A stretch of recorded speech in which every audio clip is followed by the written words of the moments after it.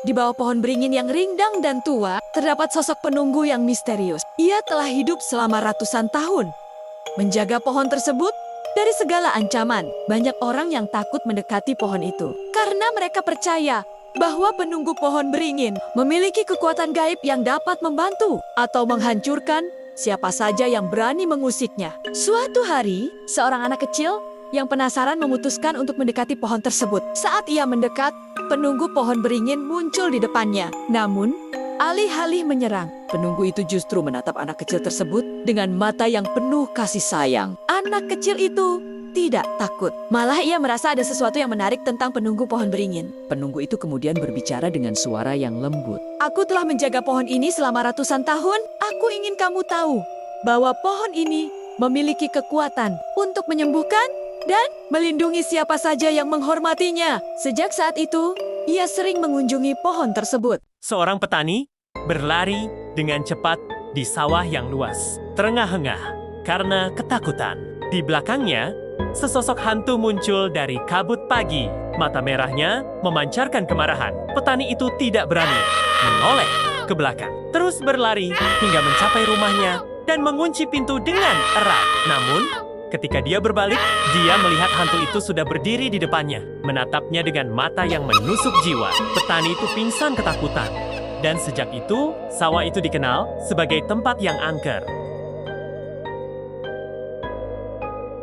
Di sebuah desa kecil yang sunyi di malam hari, ada cerita tentang sosok makhluk misterius bernama Gungan. Gungan adalah makhluk yang tinggal di balik layar perangkat digital desa. Dia memiliki kebiasaan aneh. Setiap kali ada manusia yang menonton sebuah video dan tidak memberikan like pada video tersebut, Gungan akan muncul di malam hari untuk mengganggu manusia itu.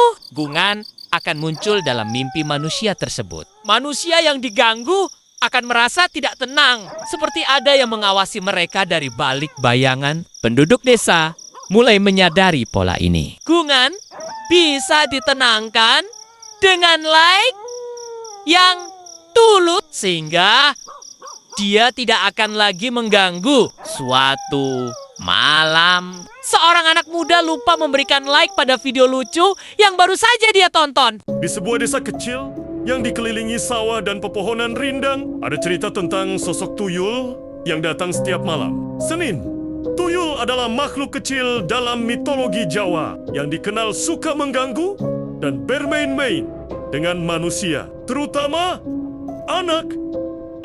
Menurut penduduk desa, malam Senin adalah waktu di mana tuyul itu paling aktif. Dia dikatakan muncul di sekitar rama-rama tua atau di bawah pohon yang teduh. Tuyul itu digambarkan sebagai makhluk mungil dengan wajah mirip anak kecil, tapi dengan mata yang berkilau aneh. Di kegelapan, setiap malam Senin, anak-anak desa sering mendengar suara-suara aneh seperti benda-benda kecil yang bergentayangan atau langkah kaki ringan di sekitar rumah. Beberapa mengatakan tuyul itu suka menyembunyikan benda-benda kecil milik anak-anak. Di sebuah jembatan tua yang terletak di pinggiran kota, ada cerita tentang sosok penunggu yang misterius. Jembatan itu dikenal sebagai jembatan angker karena banyak kejadian aneh dan menakutkan yang dialami oleh orang-orang yang melintasinya pada malam hari. Sosok penunggu itu dikatakan sebagai hantu seorang lelaki yang meninggal tragis di jembatan itu beberapa dekade lalu. Menurut legenda, lelaki itu terjatuh dari jembatan saat malam yang gelap dan badai. Dan sejak itu, rohnya tetap berada di jembatan, menunggu sesuatu yang tidak jelas. Orang-orang yang berani melintasi jembatan pada malam hari sering melaporkan melihat sosok bayangan lelaki itu berdiri di tengah jembatan, dengan mata kosong menatap ke arah mereka. Beberapa mengatakan bahwa jika Anda berhenti sejenak dan menatap sosok itu, dia akan menghilang. Tetapi jika Anda terus berjalan tanpa menoleh, dia akan mengikutimu. Di tengah perkebunan sawit yang luas dan hijau, ada cerita tentang makhluk penjaga yang misterius. Makhluk itu bertanduk tajam dan mata merah menyala. Konon menjaga kebun dari ancaman apapun. Para pekerja kebun sering melihatnya pada malam hari, berdiri diam di antara pepohonan sawit yang menjulang tinggi. Suatu malam, seorang pekerja bernama Andi tersesat di kebun saat mencari jalan pulang. Saat dia melihat makhluk itu, dia merasa takut. Tapi makhluk itu tidak bergerak atau mengancam. Andi lalu menyadari bahwa makhluk itu menjaga kebun agar tetap aman dari gangguan. Sejak itu, para pekerja lebih menghormati kebun dan pekerjaannya, karena tahu ada penjaga tak kasat mata yang mengawasi mereka.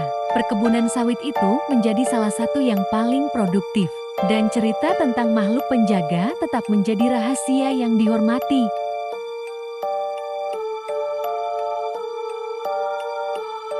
Di sekolah tua yang terletak di pinggir kota, ada cerita tentang hantu anak kecil yang sering muncul di koridor kelas.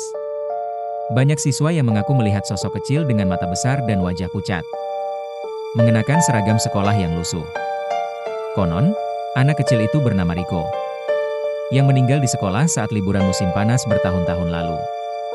Beberapa siswa mengatakan bahwa Riko suka bermain-main di koridor pada malam hari, meninggalkan jejak langkah kecil di lantai yang berdebu. Suatu malam, seorang penjaga sekolah sendirian membersihkan kelas. Saat dia mendengar suara anak kecil tertawa, dia melihat Riko sedang duduk di bangku belakang, dengan senyum manis di wajahnya. Penjaga itu merasa takut, tapi Riko hanya menghilang begitu dia memanggilnya.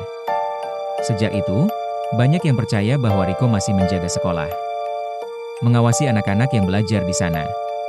Meskipun penampilannya menakutkan, Riko dianggap sebagai penjaga yang baik hati.